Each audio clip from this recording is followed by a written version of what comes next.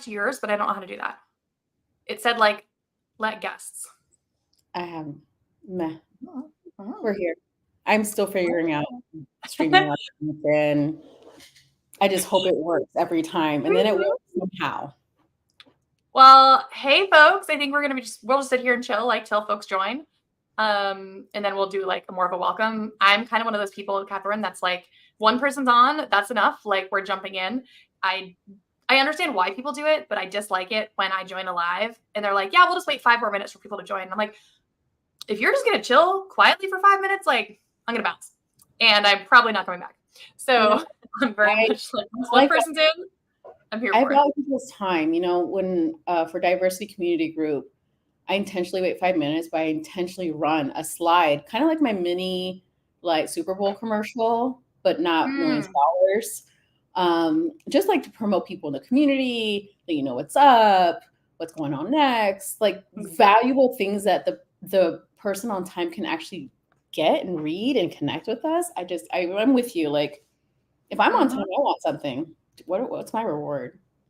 Yeah, right. Exactly. And it doesn't mean that, I don't know. I guess it depends on what you start with too, in terms of content, right? Because some content, once you get going, is you're in it and like you have to like basically just repeat yourself, but sometimes not. Great. Well, we've got at least somebody in here. So hi, welcome. So stoked to have you here. Catherine and I are just going to nerd out about the concept of centering. It's something that Catherine really taught me in my work as both a business leader and as a founder, and has been really critical. That I would say I bring kind of to all these different parts of my life, and have been coming up back again in a lot of conversations. So Catherine, I'm thrilled to have you here to kind of just chat a little bit more about what is centering, when do we think about this, how does this work into our workplaces? So I'm going to back us up a little bit. If you want to give a little intro of kind of what brought you to this conversation. Yeah. Well, I never say no to great people and great opportunities and great things. I am addicted to seizing the opportunities. So when I had another chance to come and chat with you anywhere, I said yes. I didn't even ask the topic. I think I just said yes.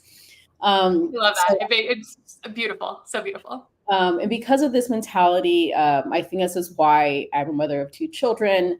I have a wonderful partner, and I am the owner of a nonprofit diversity community group. So it's a community of other DEIB practitioners, DEIB, in case you need to Google the acronym. And I'm also the founder of Castro Career Cafecito, which is a career coaching platform. So when I was coaching with Nikki, I realized there are more Nikkis out there than I realized. And so just asking me silly questions or asking me why. And so creating those safe spaces to evoke more Nikki questions is now what I'm currently doing. Yeah, thanks for that. And so I first kind of understood what it was like I think I first started reflecting on what is centering before I met you, when I was working at Milk Stork, right? I was in this company that was all about breast milk shipping as an employee benefit, right? So I spent my whole day talking to people about breast milk, about breastfeeding. I was a new mom at the time. I was currently breastfeeding. Like it was my work, my life, every single thing in my existence revolves around that. And it was such an interesting flashback for me to think about, a year before when I'd been at a different company that just wasn't the focus. Instead, I'd spend a lot of my time going to happy hours, and there was a pretty strong drinking culture. And I really love and cherish so many people from that work. And I'm still really close with many of them today. But when I think back on like what was centered in that experience, it wasn't that of a new mom. I felt like I actually needed to leave because I was doing so much traveling and that my role wasn't going to match this new identity that I had. And it kind of started me on this journey of like, oh, I'm building my own company. What do I want to center in that experience? So for me, I kind of started out centering motherhood, centering caregiving, centering women. And I came to realize it was definitely also centering white women with a decent amount of privilege in that, my husband works in tech and we're pretty financially stable. I have the safety net that allows me to start a company.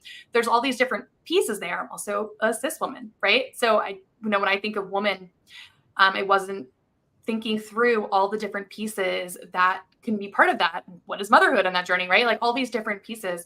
So in meeting you, we kind of started to learn like, what is centering? Do you want to give us a little bit of a primer here? Yeah, so I also want to acknowledge that y'all heard Nikki just spitball a whole bunch of amazing things. But I want to also acknowledge that Nikki didn't start there.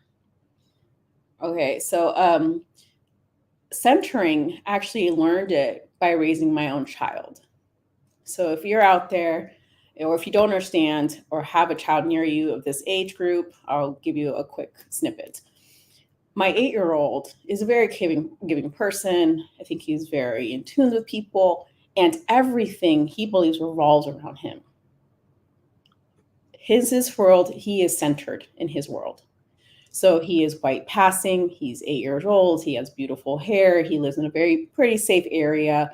If we were to center D&I practices around my son's world, we wouldn't have ramps for someone to get into a building because he's able-bodied. We wouldn't have Braille to read because he has eyes to see and read. If we centered my child, who I love so much, we wouldn't be creating a D&I practice because we're centering around someone that isn't historically excluded per se on multiple levels. Now, he is Panamanian, he's Black, he's Latino, he's Chamorro and Italian. I'm not making that up. He is all those things. Okay. And so he does have some identities that are going to prevent him from doing some things. But external facing, who he is, he's not someone we should be centering. So when I talk about centering, and Nikki developing Hustler Hunters, which is, I love the concept of the business, but when I first came in, we were centering, am I allowed to say this? We're centering more white women because why? Why? But I want to ask why. Because Nikki only wants to center white women? No, because Nikki is like, I don't want to include anyone else. Nope. I sincerely believe that piece of our childhood kind of stays with us. Like we know our world the best. So when we're meeting well intentions, we're thinking of the people that look like us, that think like us, and etc. Well, and it turns into this echo chamber, right, Catherine? That I had these ideas of like, ooh, opportunity. And that's entrepreneurship. It's all about like identifying and then acting on that opportunity. And for me, the opportunity and the pattern matching, if I look at like the people I was having these conversations with, it was a lot of people at the playground, right? It was a lot of folks saying like, oh, you work part-time and you get to like work on really cool challenges for moms and then also have a day at the playground. And I'd be like, yeah. And people would say like, how do I get your life? Right. That was one of the impetuses of Hustle Hunters, but it was often white moms who had removed themselves, had kind of been expelled from the workforce, but also had the financial ability to do that. When we look at generational wealth, doesn't mean it's only white moms, but it was often white moms, right? I look at the neighborhoods I live in. I'm white. Makes sense that as I walk through the world, I'm gonna, be around people that have that experience with me. So the pattern I was seeing is, wow, this is a really big thing. But the data points I was gathering were all from people who had a lot of similarities to me, that there was enough there to start a business, but I was missing out on this huge other set of pieces because all the data points I got were so limited. And then there's 2 points of those data points, right? It's like, one, it's good business. Like Nikki wants good business. I've heard her say no to clients. So good business, I think, is phenomenal, not just to be centering, like modeling the behavior and missions and values of your company. And it's good for the bottom line. Because I'm going to tell you, every time I think of a recruiting agency, not because I just work for Nikki, I wouldn't be here if I just worked for Nikki. I'm here because I believe in Hustle Hunters, because I saw the ins and out of constantly centering the experiences that aren't in the room. So for example, when you're centering, doesn't mean that person exists in the space. Centering means asking yourself who's not here making decisions. Centering means like, am I uncomfortable with this topic because it's me? Like, do I have more to learn? Because I don't know enough about the person we're actually centering right now. Mm-hmm. Yeah. And I think something that I get often is folks say like, well, is centering excluding, right? When we think of a search, and I'm saying like, great, if we don't center something, we're centering the status quo. So when I do a search, when I pull up LinkedIn and I say like, great, the one I did recently was like, great, I want to look for, I just typed in salesperson, sales. And I hear all the time people talk about gender. Again, white women is kind of the entry point for a lot of folks when you think about diversity. It is probably shouldn't be. And there's a lot of reasons we can get into in another discussion about that. But for whatever reason, it's an easy phenotype, like just by the little tiny photo on LinkedIn to be able to categorize it. So folks ask me a lot, like, isn't it illegal just to hire women? And there's a whole bunch we can get into that. Great question. Mm-hmm. Great question. But when we look at how we think of like laws, who are these written for? Second of all, and you helped me really examine that a lot, Catherine. But two, we also look at like it assumes balance, right? How the law is written assumes balance. So you're actually out of compliance with that if you don't have gender balance. If you're a team where you have 8 male salespeople and 2 women, well, you already need to like do some work to shift that. And that doesn't mean that every single man who applies, you're like, no, rejected, rejected, rejected. But when we think of a search, if we don't do anything, so many of us are inclined to be like, oh, the technology will do it. That way I'm not making decisions. Well, technology has bias built into it, baked into it. I'm loving. I just say like, so I love facts. Like when I'm speaking with passion, I always want to bring in facts. You know, the camera, my darker skinned sister, I remember growing up with her in high school, like, oh, we need better lighting. We need better lighting. She's the queen of better lighting. And then finally, recently, as a grown up and a D&I practitioner, I let her know, actually, it's the tech. Just let you know, sis, it's the tech. And that moment between her and I centered her experience. It's not the sun. It's not it's the tech. And it wasn't designed to amplify all skin tones. Now let's take a moment, because I want to acknowledge something you said. Is it, different things? Is it reverse racism? What about me? Now, let me take a step back with centering. Now, if you can all join me, if you're not able to see with your eyes, I want you just to visualize being at a very calm lake. We're not going in the water, don't worry. We're just at a calm lake. It's your temperature of your choice, the breeze of your choice. It's just the environment for you. And we take a pebble, and that pebble is the center, the person, the experience we're centering. We throw it in the pond, and what happens? This beautiful ripple effect.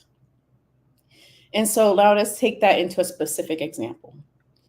If my pebble, the centering of an offsite, a retreat, is what I call my unicorn, the beautiful person and can't walk with their legs, maybe has some vision, maybe they're a dark-skinned Black person, or ambiguous, we don't have no idea. And maybe, let's just throw in what else is a typical person we don't center. They have hot pink hair, I don't know. Now, if we center this person, immediately for that offsite, what do we create? What kind of experience do we create? Nikki, do you think if we centered someone that can't walk somewhere to a specific location, does that enhance your experience or prevent you from experiencing the retreat? Well, it might prevent me from going on a hike with our retreat, but we might be thinking, yeah, like what are the different activities? But at the end of the day, like, I don't want to get all sweaty with my coworkers, to be honest. Like, I don't want to walk up some like weird arduous building. Yeah, let's bring that up. But who's to say the person's okay with us hiking and they're not for one of the experiences? That's true. Yeah, I'm making that assumption. Exactly. Mm-hmm. So part of centering is including that person into the planning. So a lot of centering too is empathy, is thinking about like, how would I feel if the entire retreat was planned around me? That would be weird. But how would it feel if I were included in the planning? Mm-hmm. Okay, too small for my fellow CEO. Okay, what if I was included in developing the mission statement, the values, the business plan, the decision making? That's why transparency is so important. So when I think about centering, it's really about figuring out how do we create an experience that Nikki will love and enjoy, but also it will include everyone in the space that perhaps isn't always centered in these experiences. Yeah, totally. I'm so glad that you brought that up. And, I've learned from Castro around universal design. I've learned PDXYZ brought in a really great speaker at a conference outside here in Portland. And this whole concept of universal design, the notion is that when we design for the most marginalized or the biggest edge case, we actually design for all of us. Like one of the examples they gave is that for folks that have challenges or don't have all their fingers, it's really hard to turn a knob, like a doorknob, right? trying to put my hand in the camera here. And so there's been a really big shift towards having the handle knobs like this in houses is actually becoming part of like for fire safety. It ended up being this really big thing because kids struggle to do the doorknob, but it's really easy to do this, right? It's so much easier for all of us to have something in our arms. We can get through the door in a different way, whereas the knob, we have to stop and turn. And that's that making that one design shift, actually, it's that for all of us, and right? then, That's kind of the happy path is actually the best path. I love that Castro happy path. If you don't know about happy path, you need to come to a diversity and inclusion workshop with Castro on the happy path. But there's something else you had mentioned about. Dang it, I lost my train of thought. What was it? Darn it, I missed it. It'll come back if it's important.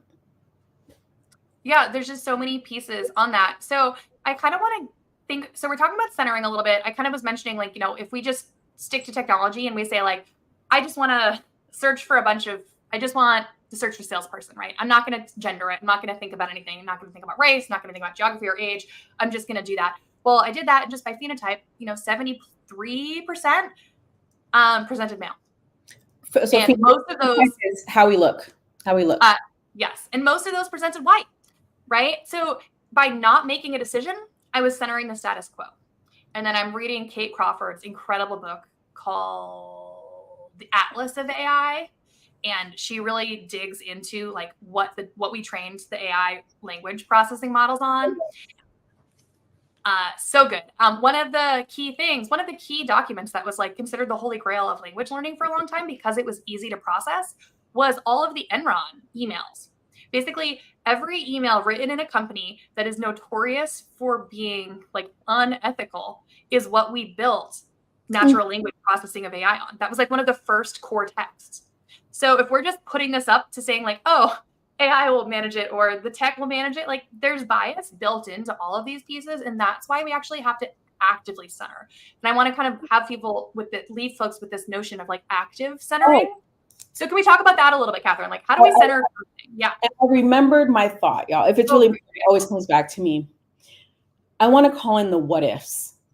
And then, my family, their beautiful perspective always helped me do my job way better because they're so comfortable around me. They may ask questions like, but, what if the company continues without being diverse? What if we hired a Black person? Isn't that like good? And this is not just my family. I'm keeping people anonymous. I want people to keep their jobs. But people always ask like the what ifs. Now we can go into the what ifs with the few minutes we have here. We could, but I want to ask like, where's that going to get us? Where's the intentions of the what ifs? Is it to make you more comfortable? To do something more easy for you? And then Nikki, I don't know if you know Nikki, but she's full of data, right? She's full of data. However, this has existed for so long. At a certain point, I don't care about the data. At a certain point, if you're going to quote me at a certain point, like for example, the sky is blue. The sky is blue. It's been blue for a long time. I don't need the data. It's blue. DN9 is needed. The data has been here for so long. Now, if you need a business case that exists, I understand. But if you're going to ask for a business case to understand, that I get. If you're asking for a business case to make yourself more comfortable and more convenient, then that I would encourage you to ask yourself, why are you asking these questions? Are you really want change? Or are you making your consultant or Nikki work much harder? Or me? Please don't hire me if you want to argue. I don't want to get paid to argue with you. I want to get paid to work with you to see a different perspective. Yeah. So Catherine, something that folks come to us often with is realizing, I love it when a founder comes to me and says, we actually don't have any Black women on our team. That's a really important demographic that is important for us to have before we get to 10 people, right? We're at 7. And we know that if the further we go here, we've seen the stories, right? We've seen the things of this is such a marginalized demographic that we want to make sure that we're not waiting until it's too late, right? That we hire someone when they get to be the first and not the only, being a really core distinction that more are coming. And I'm curious to hear from you, what would that look like? That's, part of your identity. I don't want to say that's your only identity. And of course, every single Black woman has a very different, I want to say petri dish. I don't know if that's the right term, breadth of different pieces of their identities. But how would a company look at from like hiring through also like inclusion, making sure, how do we make a place that actually centers Black womanhood? So I'm gonna tackle this in two ways. I'm looking at the It's a time. big question. So So, do so it. yeah, so active centering means you're actively doing it all the time, everywhere. So, for example, I love Mm, Pilates on the reformer. That is one of my favorite things to do. It calms me down. And if I want the Pilates body, I can't just do it once in a while. It's not going to happen. So if I'm embodying a practice or a habit, you all know this. You're all CEOs and founders. Come on, I'm talking to you. All know this mm-hmm, information, but you have mm-hmm. to have me share it with you. So if you're learning about gender and you have aha moments, then what? Do you teach it to your children? Do you learn about it on your own? Do you go buy a book? The LGBTQ community is something I'm experienced in. I know information, but it's an area I'm constantly learning more in. I'm constantly being curious and asking those questions, and I'm being an ally to that community. That's active centering, where you're like, I need to learn more about something I don't know. So if you Yeah. want to build a business, right? What's the first thing you're going to do? If like, crap, I don't know how to recruit well. I mean, you're not going to just sit there and learn one time and forget about it. You're going to keep looking for the people and searching. Now, that one Black person, the first thing is I'm going to share with you. It's a secret. The Black community, all communities, we talk. Yeah, there's something called I call the whisper community. Now, you want to ask yourself, this is a really important question. What do you want the whisper community, if you had any control over it, to say about you and your business? That's number one. So, active centering is really critical because we tell each other who's actively doing the work and who's not. It doesn't mean we won't apply to that job. We need the money. We have needs too, you know, But it might mean that. but it might be, if I have two offers, I am asking those questions. I am investigating. Do I really want this? Do I really want to submit this application? Now, you may be thinking there's a lot of jobs in need right now. Yeah, but we're also healing as a community. And we also understand now we don't need to take every job. We're getting empowered, y'all. So Mm-hmm. how would you deal with that? Honesty. So if you're promoting diversity inclusion efforts on your site, that's great. What else are you doing inside? If you're not promoting it, why aren't you? Are you nervous because you haven't done anything? Then say that. We just started. We're new. We're small. State the obvious because we know the obvious. We want to know, do you know the obvious? And Yep. then how are you going to support me after I'm brought on? So if I'm the only, you can Mm. say we are working on our D&I efforts. And I'm going to be like, you better give me more information than that. And I'm going to share with you, we really need work on our diversity efforts. So when you're here, what we're not going to do is make you our representative of all the D&I stuff. What we are going to do is create the best experience we can with what we have right now, but we are working on it by blank, contributing to the community this way, by blank. I'm on the board of this. By Nikki reads like 100 books or more a year on topics that I don't even know about. So I know for sure, at bare minimum, Nikki absorbs language like it's the best water ever. So for me, I'm like, I enjoy working with Nikki because she is obsessed about learning as much as she obsessed about running her business well. Okay, so what you're to reflect that back, it sounds like you want to work with a leader who doesn't have the answers, but is willing to make sure that they're constantly in this active pursuit of understanding more about other experiences, including your own, Yes. so And that then you can be a voice, but not the only voice. yes, and I want to see you physically. I have eyes, so I'm speaking from narrative privilege. I want to see you in an event where you're the only. I want to see Yeah. that. My last Mm. CEO, I'm sorry, we're a little over. I get excited. My last CEO, he went to an event. He was the only white male there, tall, also just for context. Hmm. And it was a Latina event. And I spotted him immediately. He was like sorry, CEO, I respect you very much, but you're like a giraffe. And I was like, I know you.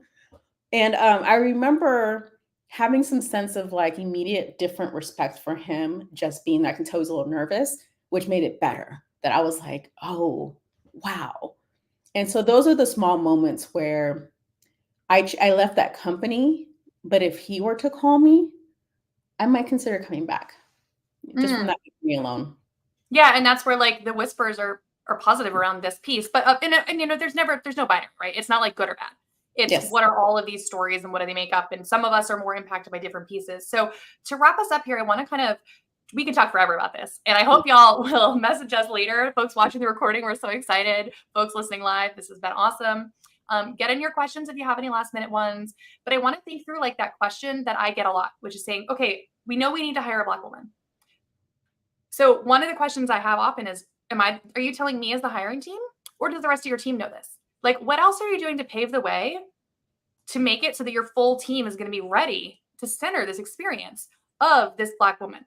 So, Katherine, I'm going to ask you here for some quick hits. I'll give you a quick start because I'm a book person, right? That might be evaluating in your internal book club.